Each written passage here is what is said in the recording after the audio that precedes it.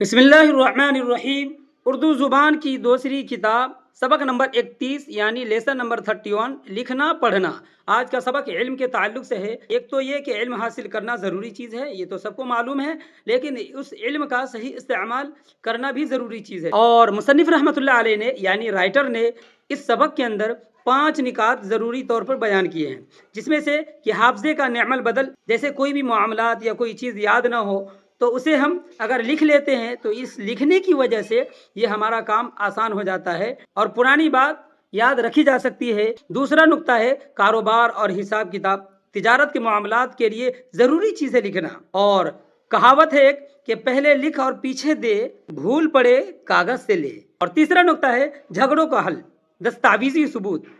بہت دفعہ ایسا ہوتا ہے کہ ہم آپس میں لڑ جاتے ہیں، جھگڑ جاتے ہیں، جس کی بنیادی وجہ یہ ہوتی ہے کہ ہمیں وہ معاملات اور وہ امور یاد نہیں ہوتے، جس کی بنیاد پر پہلا دوسرے کے اوپر کچھ اور الزام لگاتا ہے، دوسرا پہلے کے اوپر کچھ اور الزام ڈالتا ہے۔ اور اگر ہمارے پاس دستاویزی ثبوت ہوں گے تو ہم انہیں پیش کر دیں گے، جس کی وجہ سے آپس میں لڑائی جھگڑے نہیں ہوں گے۔ اور اسی طرح چوتھا نقطہ ہے اس سبق کے اندر کہ نظام سلطنت اور سرکاری کام۔ آپ نے دیکھا کہ سرکاری جتنے بھی کام ہوتے ہیں ان تمام کاموں کو کرنے کے لیے عدالت، زمینوں کے ریکارڈ جیسے پٹوار وغیرہ، ان تمام چیزوں کا ہونا ضروری چیز ہے، تبھی آپ حکومت صحیح سے چلا سکتے ہیں۔ اسی طرح دوری میں رابطہ اور تاریخ، یعنی گزرے لوگوں کی یاد جیسے خود دیکھا ہو سنا ہو۔ ہم نے دیکھا ہے کہ اکثر ثبوت کی بنیاد پر جو ہم نے کتابوں میں پڑھا لکھا اور اس کو بیان کرتے ہیں یا بولتے ہیں، محسوس ہوتا ہے کہ اس نے خود اس کو دیکھا ہو جیسے بیان کر رہا ہو۔ تو دیکھیے کیا لکھا ہے۔ نمبر 1، لکھنا پڑھنا نہایت مفید ہنر ہے۔ اس ہنر سے آدمی کو بڑی قوت حاصل ہو جاتی ہے۔ بہت سی ضروری باتیں ہیں جن کو انسان یاد نہیں رکھ سکتا۔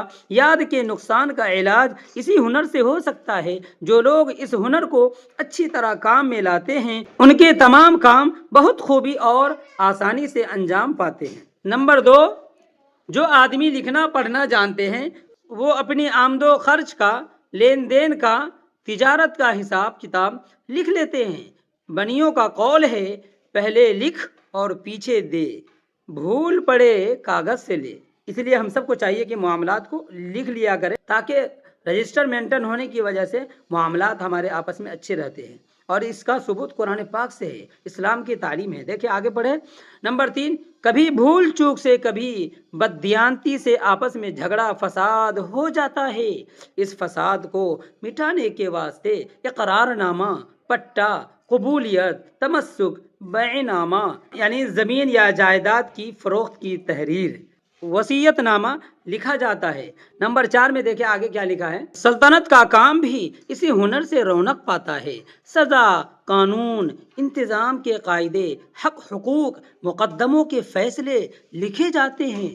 گاؤں گاؤں کا دستور، کھیت کھیت کا رقبہ، پیداوار، محصول سب سرکاری دفتروں میں تحریر ہوتا ہے۔ نمبر 5، اس ہنر کے جاننے والے دور بیٹھے آپس میں گفتگو کر سکتے ہیں۔ پروانہ عرضی، خط رقعہ بھیج کر اپنا اپنا خیال ایک دوسرے پر ظاہر کر دیتے ہیں۔ نمبر 6، اس ہنر کے وسیلے سے 100 برس کے مردوں کی آواز ہمارے کان میں آ رہی ہے۔ 100 برس کا مطلب ہوتا ہے سینکڑوں سال۔ ان کے نیک و بد کام، ان کے برے بھلے خیال، ان کا علم و ہنر، ان کی شجاعت، ان کا غم و غصہ، ان کی خوش بیانی، ان کی نصیحتیں، یہ سب باتیں ان کی لکھی ہوئی کتابوں سے اس طرح سنائی دیتی ہے جس طرح ان کی زبان سے سنتے۔ نمبر 7 میں لکھا ہے، افسوس ہے کہ برے آدمی اس اچھے ہنر کو بھی برا بنا دیتے ہیں۔ فریبی اور دغا باز آدمی جعل کرتے ہیں، جھوٹی باتیں لکھتے ہیں۔ نادان آدمی کتابوں میں حماقت اور بے حیائی کی باتیں تحریر کرتے ہیں۔ بری کتابوں کا پڑھنا بھی ایسا ہی برا ہے جیسا برے آدمیوں کی صحبت میں بیٹھنا۔ الحمدللہ یہاں سبق ختم ہوا۔ 2 آیتیں اس موضوع سے متعلق اور پھر الفاظ و معانی آپ کے سامنے پیش کرتا ہوں۔ پہلی بات، اس موضوع سے متعلق جو قرآن پاک کی آیت ہے الذی علم بالقلم، تو وہاں آپ نے دیکھا کہ شروع میں پہلے علم کا تذکرہ ہے۔ اقرأ بسم ربک الذی خلق، خلق الانسان من علق، اقرأ وربک الاکرم الذی علم بالقلم۔